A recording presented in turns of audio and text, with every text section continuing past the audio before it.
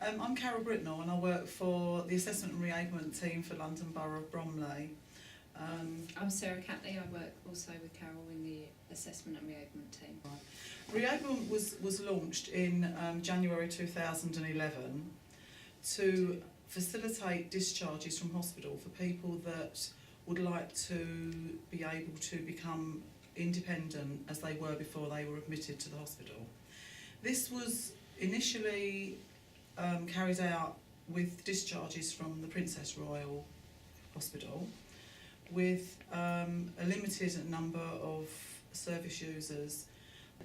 After the first year, we then went from the hospital into the community, as it was really quite popular and a good service. It was worthy for the borough and for the clients. The main aim for Reablement is for people to remain and retain their independence in their own home.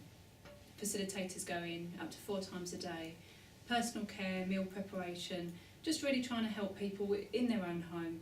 They may have mobility issues, confidence levels, suffered falls. Sometimes people who have early onset dementia, the service can be suitable for them, but everyone's it's an individual criteria really, and we look at everyone individually, and that's really the important thing of Reablement, is the individual and really catering it for that person. When people are at home, our facilitators will visit and they will highlight any changes, any extra support that may be needed, equipment, whether people would benefit from seeing physios. We would then visit them within their home to make sure that the support that's been provided is what they actually need to help them retain and regain their independence. Very often people, when they're admitted to hospital, become very afraid that they're not going to be able to go back home. And the aim of Reablement is to actually give them confidence to actually go back to their own home, and maybe with no support or a little support they can actually do this. If they don't have Reablement, then if they were to have a care package, very often they become reliant on that care package.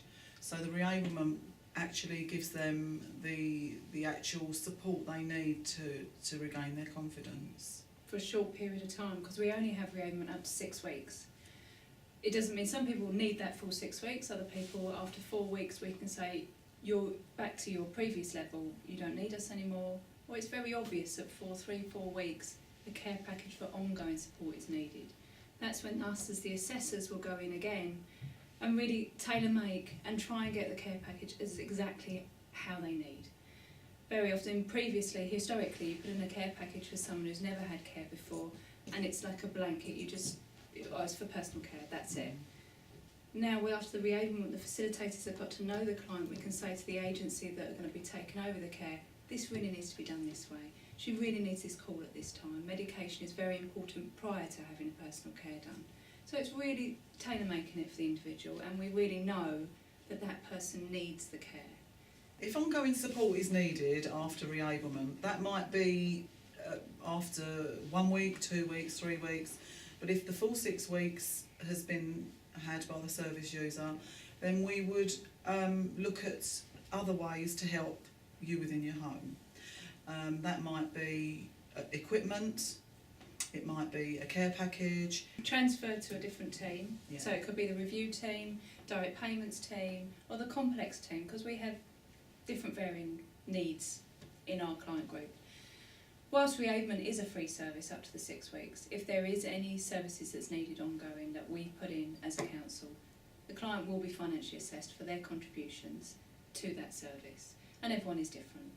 Obviously we also ensure that any benefits that may be eligible for that client is also claimed.